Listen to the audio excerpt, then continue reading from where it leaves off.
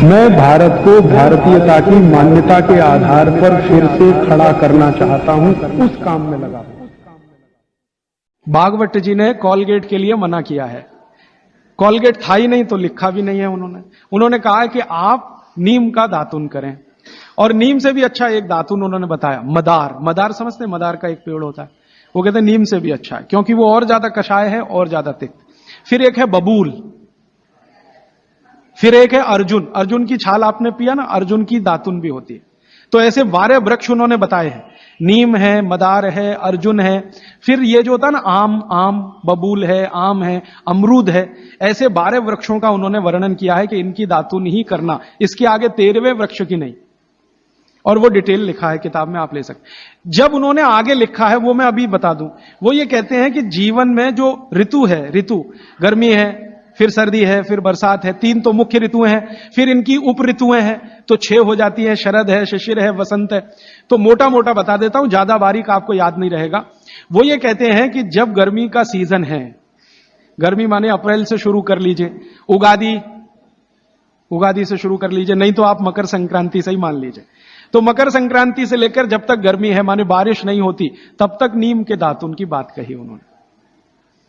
तो इसमें चैत्र भी आएगा, वैशाख भी। अब आप पुरानी चीज जरा देखिए कि हमारे बचपन में हमारी दादी कहती थी कि देख चैत्र का महीना लग गया, नीम के पत्ते खा ले तो अगले 1 साल तक बीमार नहीं पड़ेगा। तो वो समय यही आता है जो भागवत जी का कैलकुलेशन। क्यों? ये जो समय है इसमें पित्त को भड़कने से बचाने में सबसे बड़ी मदद ये करेगा नीम।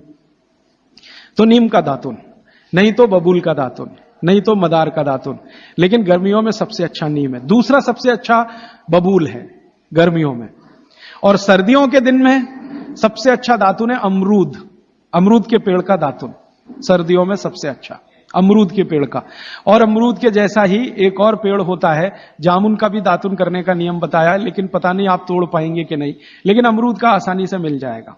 और फिर ज्यादा बारिश के दिनों में जो वो बोलते हैं तो आम का भी कर सकते हैं, अर्जुन का भी कर सकते हैं।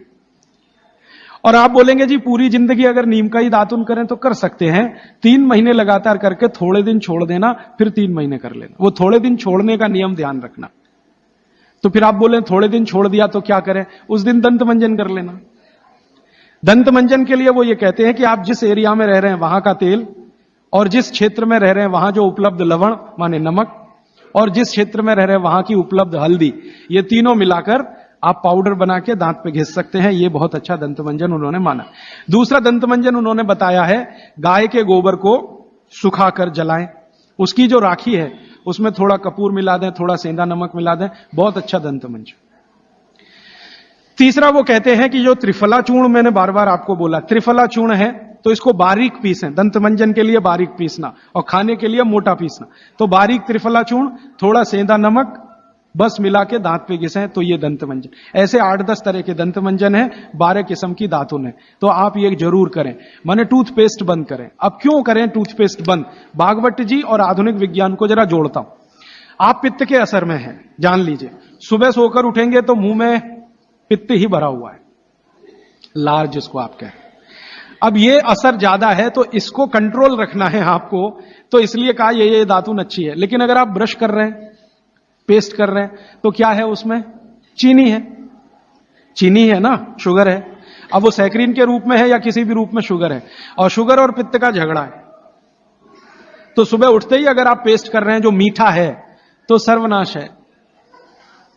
मीठा ब्रश माने मीठा पेस्ट पित्त में मिलाएं तो पित्त को तो बिल्कुल खराब करेगा ही, और मुंह को भी खराब करेगा। क्योंकि सुबह का मुंह आपका मीठे के असर में आया, मीठे के असर में, तो 101% चांसेस हैं कि आपके दांत खराब होना जल्दी शुरू हो।